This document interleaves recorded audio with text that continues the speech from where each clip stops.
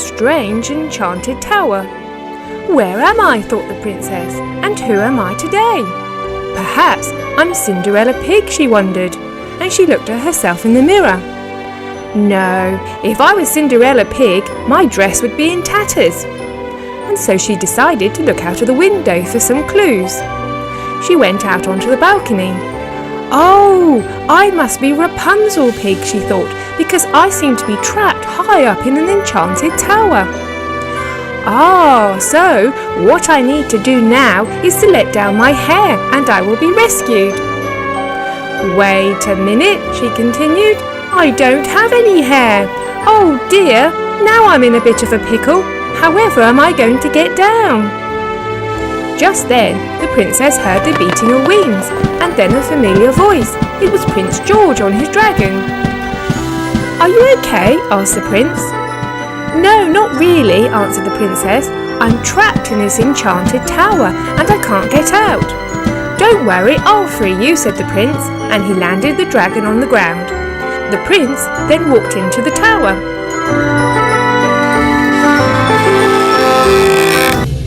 Hello, he said to the princess from the other balcony. How did you get there? She asked.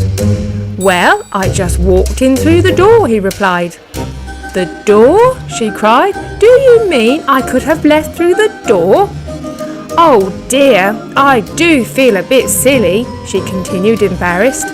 The two of them climbed down the stairs and then went outside. Free, she said, relieved. What a lovely dragon, she continued to the prince. I really want to go home to my castle. Could I have a lift on your dragon, please? She asked. Well, no, not really, answered the prince. There's not enough room for both of us, and I think you're a bit too big. Why don't you go home in that pumpkin, he suggested. Great idea, said the princess. And she climbed inside. I'll see you back at the castle, he replied, and off he went.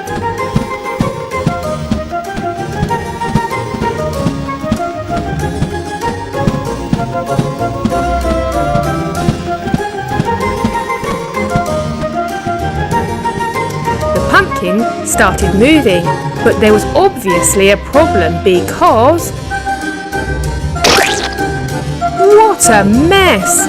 How was the princess going to get to the castle now? Suddenly, she saw a beautiful swan on the lake nearby. Of course, she thought, a magical swan.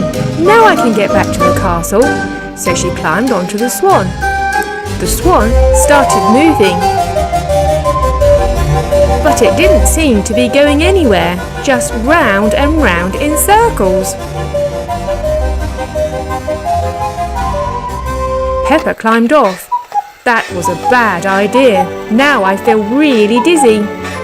She walked to the front of the tower. I don't think I'm ever going to get back, she thought sadly. And then she said out loud, I wish I could go home. Suddenly, there was a flash of golden sparkles. Did someone make a wish? Said a tiny fairy voice, and there before her stood Tinkerbell. Yes, me, said the princess. I really want to go home. Then your wish is my command, answered Tinkerbell, and she waved her magic wand. In a flash, the princess found herself back at the castle with her mother and the prince.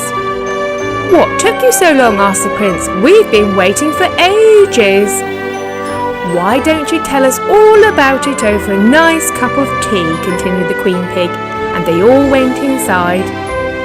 Thank you for watching our story. Here's another one you may have missed. It was a lovely sunny morning. Peppa Pig and her friend Hello Kitty decided they would like to play in the park on such a beautiful day. James arrived outside their door and both the girls climbed on board.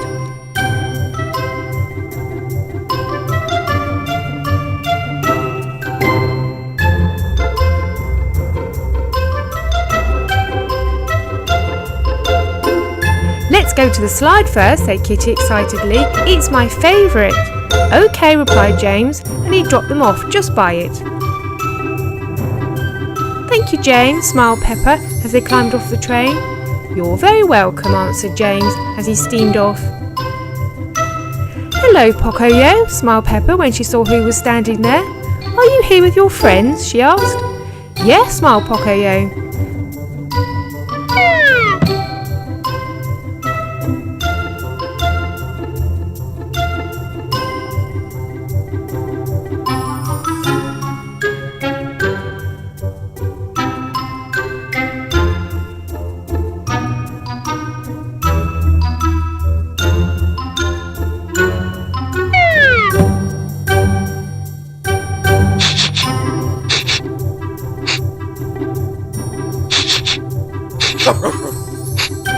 Lula, Pocoyo's pet dog, came over to see who had appeared in the park.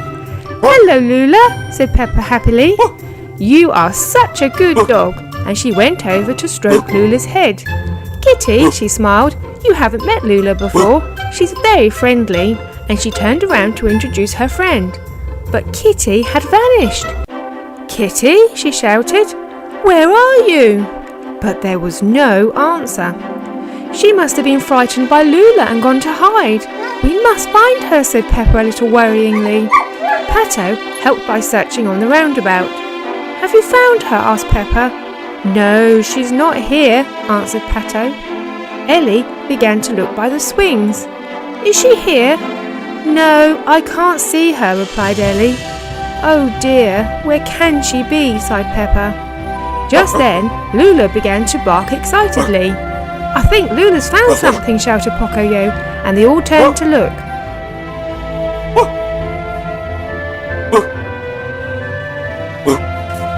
No, she's just found a bone, said Pato disappointingly. Pocoyo turned around to think. And his eyes caught a glimpse of something high up in the tree. Help! He could just hear a very quiet voice trying to shout. It's Kitty! He exclaimed, and everyone turned around to look. Oh, thank goodness, said Peppa, we found her. Let's help her to get down. So Pocoyo and Peppa climbed up to the treehouse. Oh no, sighed Peppa, she's too high. We can't reach her. I'm so sorry, said Kitty. I was frightened of Lula and so I hid up here. But now I can't get down. Don't worry, shouted Ellie and Pato from down below. We'll fetch a ladder. And off they went to search for a ladder. It didn't take them long to find one and they soon returned. The ladder was pushed up the treehouse and Peppa positioned it by the tree. I'll go up, she said to Pocoyo, and she started to climb. Very soon, Kitty and Peppa were able to climb back down to safety. It's a good idea to be wary of dogs you don't know, especially if you're a cat, smiled Peppa to Kitty. The three of them climbed down. But you can come and meet Lula. She's very gentle. Kitty cautiously went over to Lula. You're right, she